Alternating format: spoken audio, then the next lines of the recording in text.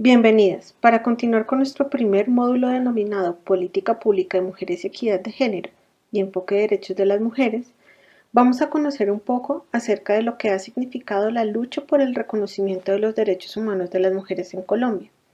Para ello, vamos a compartirles la línea del tiempo, más fechas claves del feminismo en Colombia. Bienvenidas.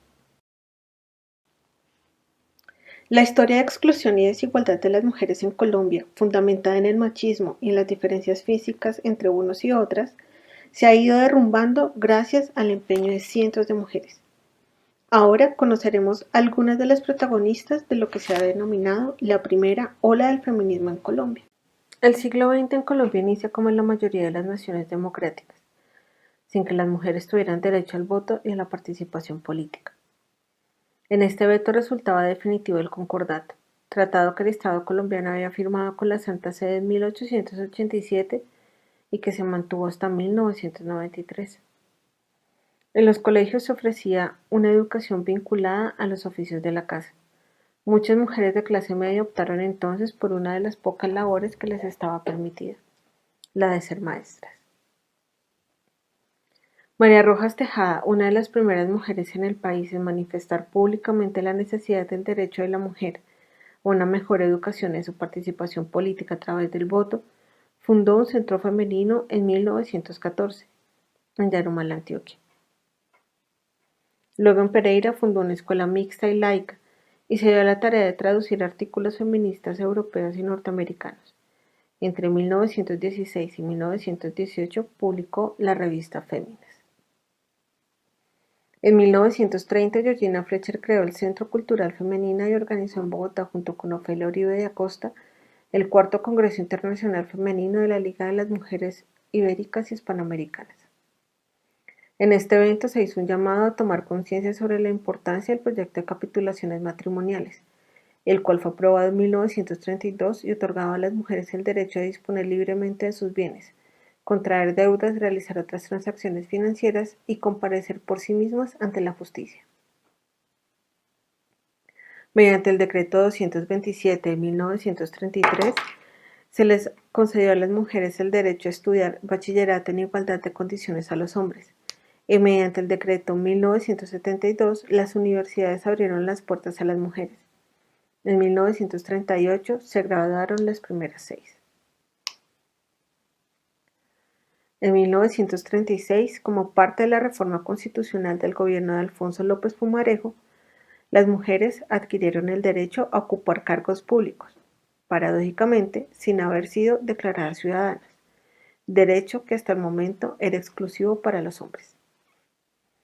Fue necesario esperar hasta mediados de los 40 para reconocer que las mujeres eran ciudadanas y podían ser elegidas para cargos públicos. En 1954, bajo la dictadura del general Gustavo Rojas Pinilla y después de pasar por 11 proyectos de ley, se logró el derecho al voto para las mujeres, pero solo se pudo ejercer hasta 1957 para votar el plebiscito del Frente Nacional. Posteriormente, en 1959, se aprueba la Ley Octava, por la cual se aprueban las convenciones interamericanas sobre la concesión de los derechos civiles y los derechos políticos de las mujeres. Conozcamos ahora algunos de los hechos de la época denominada la segunda ola del feminismo en Colombia. En la década del 70 se reconoce como la década del feminismo de la liberación. Este se caracterizó por la rebelión contra lo que significaba ser mujer en la vida privada, falta de control sobre la maternidad, el sexo y las decisiones de la cotidianidad. En 1974, por primera vez en la contienda electoral por la presidencia, compitió una mujer, María Eugenia Rojas. También este año se aprueba el decreto 2820 que declaró la igualdad jurídica entre hombres y mujeres.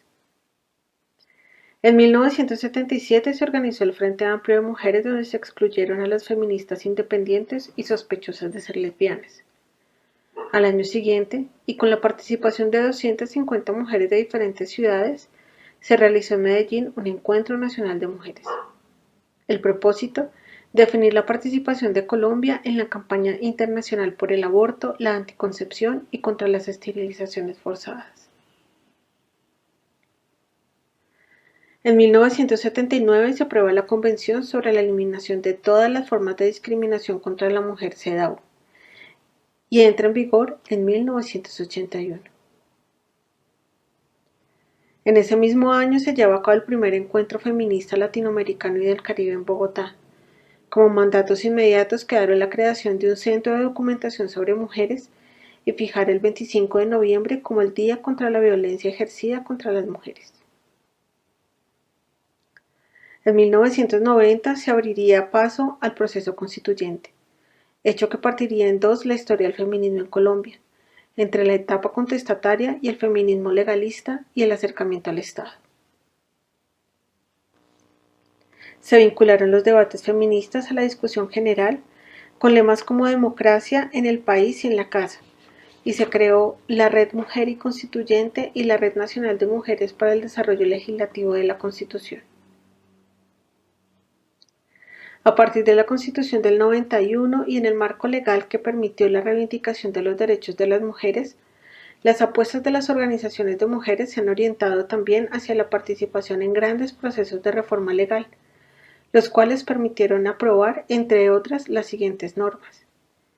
Ley 224 del 96, por la cual se desarrolla el artículo 42 de la Constitución Política y se dictan normas para prevenir, remediar y sancionar la violencia intrafamiliar.